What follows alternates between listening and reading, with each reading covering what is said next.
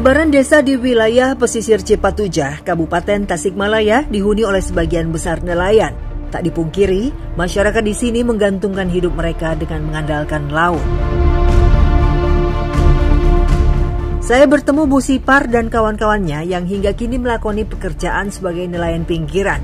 Dari tepi muara ini, mereka mengupayakan untuk mencari kerang tiram. Kondisi air surut menjadi waktu paling baik untuk melakukan pencarian kerang. Sambil berjalan menuju kolong bagan, kami meraba dasar air.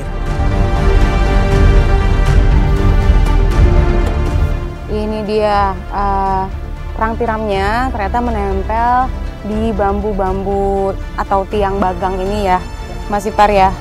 Jadi ini keseharian emak-emak. Kami mencari kerang tiram di bawah ini tuh berjalan di atas lumpur gitu ya, Mak. Di sekitaran sini aja ya, Mak? Di sekitar rawa-rawa sini aja ya? Semakin siang, air laut semakin pasang dan terpaksa membuat kami menepi.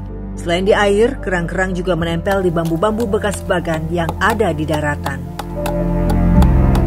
Kondisinya lagi airnya surut. Kalau airnya lagi besar nggak bisa karena dalam gitu. Kalau lagi surut mah kelihatan di tanah, di lumpur-lumpur pada ngeletak itu, saya ambilin pakai ember. Kalau udah penuh embernya dibawa ke daratan, dimasukin ke karung. Tapi ini kan sedikit, Mak. Ya. Karena apa itu? Karena keruh atau karena keruh? hujan? Karena keruh, karena hujannya sekarang lagi banyak hujan, jadi airnya banjir gitu. Jadi keruh, kalau keruh nggak kelihatan. Mak tinggal di sini udah dari dulu? Udah dari kecil. Ya. Ada ketakutan nggak sih, Mak, sebagai masyarakat pesisir di sini dengan cuaca yang semakin seperti sekarang gitu nggak? Ya, gimana lagi, orang udah pencarian aku sehari-hari. Mak Sipar dan teman-temannya telah berupaya, namun apa daya, kerang yang didapat hari ini tak memadai untuk dijual. Setelah disortir, banyak kerang yang rusak. Kapasitas ibu-ibu mencari kerang hanya mampu mendapat paling banyak 2 kg. Itu pun jika kondisinya bagus. Namun, kalau seperti ini, mau tak mau, hanya untuk dikonsumsi saja karena tak layak jual.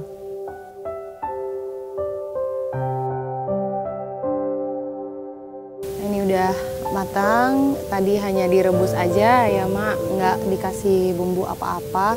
Karena emang katanya rasa tiram ini udah gurih. Karena hasilnya tadi nggak begitu banyak ya, Mak, jadi ini untuk dimakan aja.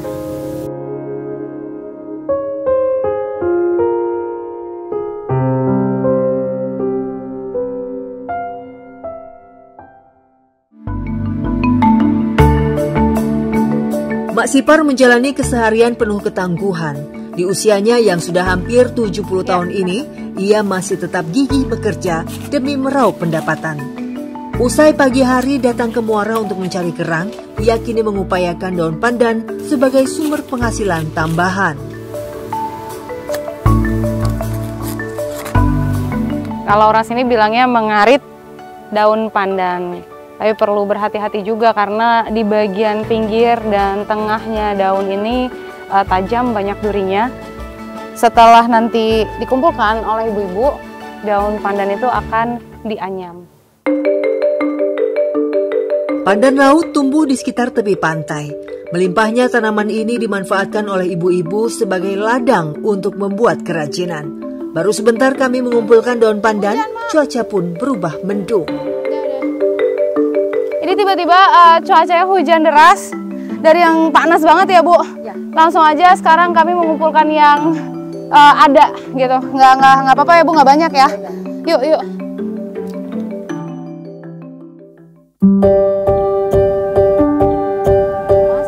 Daun pandan laut yang berhasil dikumpulkan meski tak begitu banyak tetap dimanfaatkan untuk diolah. Proses ini tidak memakan waktu yang sebentar. Dan daun pandannya ini ditiriskan pakai cutter yang bentuknya kayak ketapel. Di sini ada kawatnya tajam. Terus ini diirisnya sampai bentuknya kecil-kecil ya, Bu. Daun yang telah dipotong-potong segera direbus agar menjadi kering.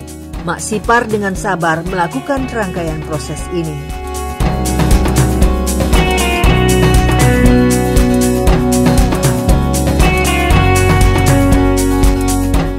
Nah, ini dia setelah digodok atau direbus kurang lebih 2 jam ya Bu, warnanya sudah berubah menjadi kecoklatan. Lalu nanti yang dalam bentuk kering baru bisa diolah menjadi macam-macam kerajinan. Kalau ibu-ibu biasanya bikin tikar.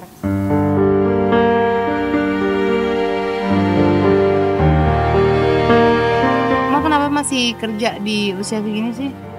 Karena ngebantu keluarga. Bantu keluarga. Iya. Sangat butuh berarti Maya. Iya.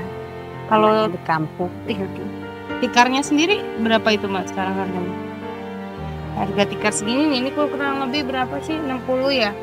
60.000. Yang punya hutang siapa Mak? Bapaknya, Oh gitu. iya. Bapaknya pinjam dulu gitu. Jadi bapaknya suka nelayan. Jadi aku bantu-bantu bikin tikar, ngambil pandan dulu gitu. Memilukan, di usia lanjutnya, Mak Sipar masih harus menanggung beban hutang. Hal ini terjadi karena para nelayan di sini kerap kesulitan dan mau tak mau meminjam kepada para penampung atau pengepul.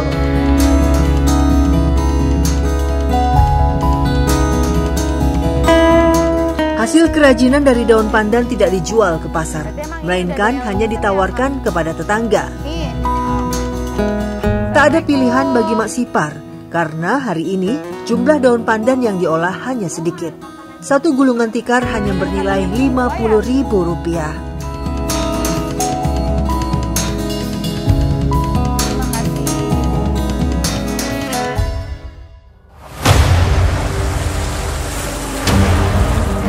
Tantangan nelayan pinggiran tak hanya ditemui Mak Sipar. Bu Ade dan keluarganya juga kerap berjuang dari tepi laut demi bertahan hidup.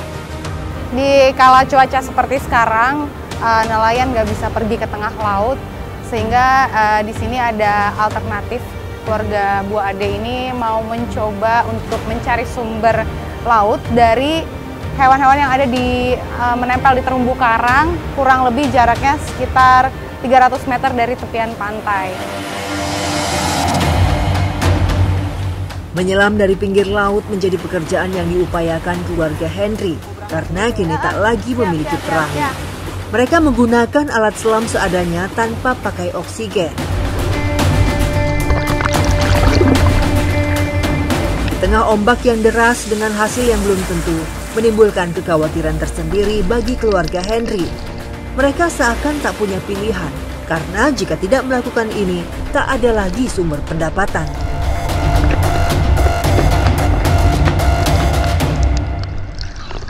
Soal ekonomi, kalau ekonomi mau beli beras 1 kilo aja, udah pernah saya ngalamin gitu.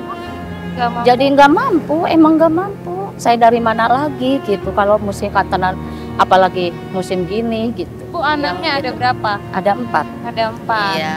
Kalau Bapak berangkat kayak tadi menyelam, kayak gitu ya. Iya. Sebenarnya Ibu punya rasa khawatir seperti apa sih? Khawatirnya, iya kalau bisa-bisa kalau yang lagi gede gini, kegulung ombak gimana? Saya takut banget tuh. Saya cuma bisa ngedoa aja gitu. Iya, kalau bisa bantuan yang agak-agak canggih gitu, biar nggak terlalu khawatir gitu teh, alat-alat buat nyelam gitu. Kalau bisa. Buat keamanan Iya, ya? buat keamanan, iya. Biar agak tenang gitu, nggak terlalu khawatir. Ya, tak dipungkiri aktivitas seperti ini menelan resiko yang besar. Semuanya dilakukan semata-mata demi bisa menafkahi keluarga.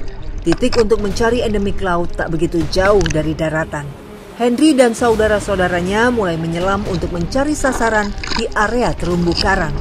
Mata lembu yang termasuk jenis kerang-kerangan biasa ditemui di sini. Tak hanya itu, di dalam air Henry tak sengaja menangkap seekor gurita. Hasil tangkapan hari ini cukup memadai untuk dijual ke pasar. Hari ini seperti menjadi hari keberuntungan Henry, meski harus berjuang melawan gulungan ombak. Tadi kalau dilihat kan lumayan ya ombaknya ya. Ya, Pernah punya pengalaman apa sih yang paling menakutkan gitu? pernah hanyut ya, ke tengah. Oh iya. Iya pernah. Terus gimana? Hampir-hampiran ya. bisa selamatnya gimana waktu itu? Renang, nyelamatkan diri aja. Gitu. Menyelamatkan diri. Ya. Kalau mencari gurita atau mata lembu itu selalu dapat atau gimana? Kadang dapat, kadang enggak gitu. Kan tergantung alamnya juga. Ini kan sekarang lagi ekstrim cuacanya. Silakan Pak Sadut kalau ada yang ingin disampaikan terkait keluhannya selama ini menjalani keseharian seperti ini tuh apa sih? Ya saya pengen diperhatikan aja sama pemerintah gitu. Terus kalau bisa ada bantuan-bantuan gitu ya seperti masker atau gas oksigen gitu, supaya kami ini bisa cuaca apapun bisa ke laut. Gitu. Bertahan dengan alat sederhana sebenarnya sudah membuat Henry kewalahan. Namun ia tak punya pilihan. Profesi nelayan pinggiran ini memang jarang dikenal sehingga luput dari perhatian pemerintah.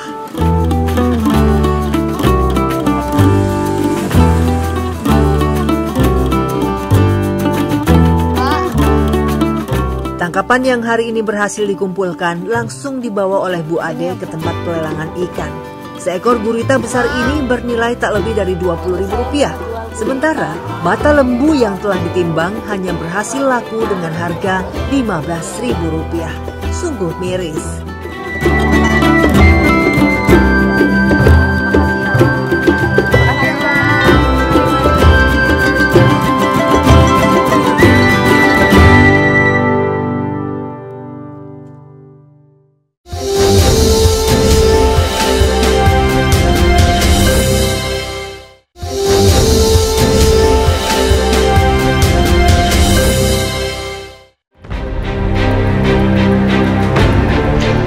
Keragaman endemik laut di selatan Pulau Jawa masih menyisakan kehidupan yang tak layak bagi mereka nelayan pinggiran.